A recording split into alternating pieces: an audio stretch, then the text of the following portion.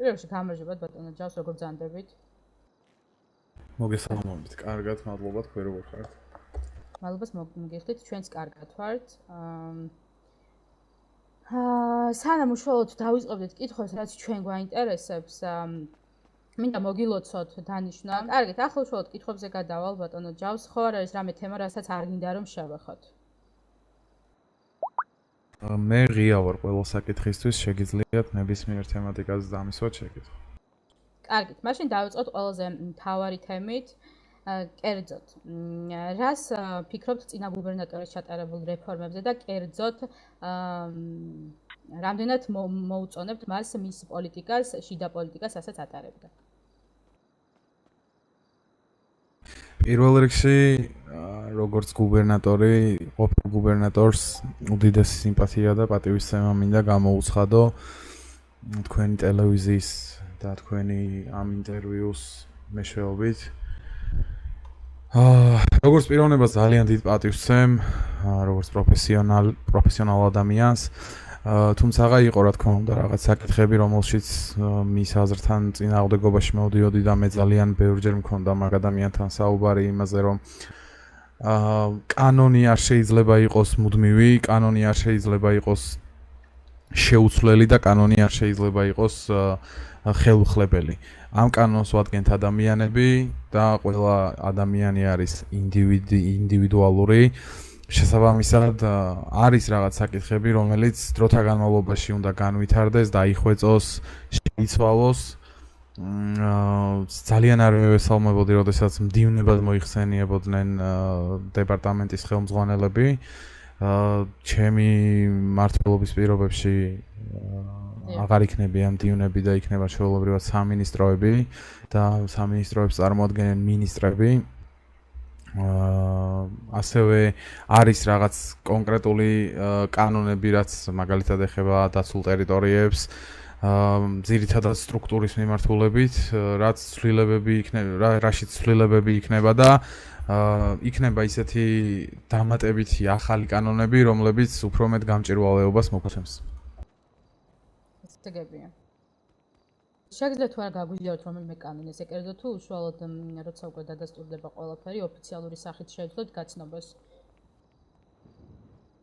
ვერბალურ დონეზე შემიძლია რამოდენიმე მოსალოდნელი ცვლილება დაგიანონსოთ და ექსკლუზიურად შემოგთავაზოთ ამაზე ძალიან მცირედი ინფორმაცია ამ ეტაპისთვის, რადგან არ შევიდეთ შეცდომაში, ეს იქნება კერძოდ პოლიციის ტერიტორიაზე ქმედების არეალში, რაც ამ მომენტისთვის საკმაოდ შეზღუდულია სტრუქტურის წარმომადგენლებისთვის და ცოტა შერბილდება ეს კანონი უშუალოდ სტრუქტურის წარმომადგენლებისთვის. ასევე შევა კონსტიტუციაში მცირედი ცვლილებები და ასევე სავარაუდოდ გვექნება ერთ-ერთი უმთავრესი ახალი კანონი, რომელიც მოიცავს გამჭვირვალეობას და იქნება კანონი გამჭვირვალობის შესახებ. რაც თავის მხრივ რო წინ წაწევს როგორც შტატის ბიზნესს, შტატის ეკონომიკურ მდგომარეობას და ასევე ხელშეუწყობს რომ იყოს ყველანაირი ქმედება გამჭვირვალე. გასაგებია. ბატონო ჯო, თქვენს რომ დიახ, ბატონო ჯოს კიდევ ერთხელ მოგილოცავთ პოზიციის დაკავებას და მაინტერესებს რაიმე უთანხმოება ხომ არა გაქვთ სხვა სახელმწიფო სტრუქტურებთან, ვინმე ხომ არ იყო თქვენი დანიშნის წინააღმდეგი თუ კარგი ურთიერთობა გაქვთ პირველივე დღიდან?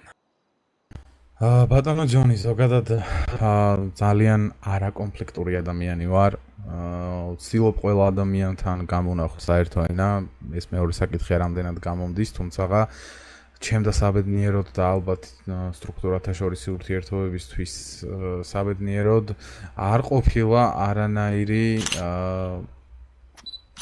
დაპირისპირება, არანაირი წინააღმდეგობა, ყველა ერთსულოვნად და ერთხმად მიესალმებოდა. თვითონ გუბერნატორი, ყოფილი გუბერნატორი ბატონი ანდრეასიც ძალიან ბედნიერად შემხვდა, გადმომაბარა ყველაფერი. უახლოეს პერიოდში ვფიქრობ აღლუმის ჩატარებას, ასევე ინაუგურაციას ოფიციალურად და აუცილებლად მედიას თქვენი ადგილი გექნებათ ამ ყოველივე აქტივობაში. ძალიან სასიხარულოა. ბატონო ჯოუს, როგორც მაყურებელმა იცის, ახალ შეუღლებული ბრძანდები და რას ფიქრობთ, ეს ხომ არ შეგიშლით ხელს, რომ თქვენი თავი მთლიანად დაუთმოთ გუბერნიას და შტატს? რა თქმა უნდა, არ შემიშლით ეს ფაქტი, რადგან პირველ რიგში ადამიანებმა უნდა ვიფიქროთ ჩვენი არა მარტო ჩვენი, არამედ შტატის კეთილდღეობაზე. შესაძლებელია კი იყოს შემთხვევით ძალიან მნიშვნელოვანი პიროვნება, ძალიან დიდი როლის მატარებელი, თუმცა საქმე არის საქმე და საქმეში უნდა მოვიქცეთ ისე როგორც საქმიანი პარტნიორები, საქმიანი თანამშრომლები და არა როგორც ვთქვათ, სენსიტიურად აღქმადი პიროვნებები. იმიტომ რომ დარწმუნებული ვარ, რომ ამ დროს მეც და ეს ქალბატონიც ძალიან ბევრ შეცდომას დაუშვებთ და ჩემი აზრით ჩვენი მდივნის პროფესიონალი ხალხი ვართ, რომ არც მას და არც მე ურთიერთობა საქმეში არ აგვერევა და შესაბამისად ყველაფერი იქნება ისე, როგორც უნდა იყოს. აჰა, ძალიან კარგი. ბატონო ჯოუს, ჩვენთან ინფორმაცია მოვიდა, რომ თქვენს ყოფილ მეუღლესთან რაღაც ფინანსური უთანხმოებები გქონდათ და იგივე ხომ არ შეიქნება თქვენს ახალ მეუღლესთან?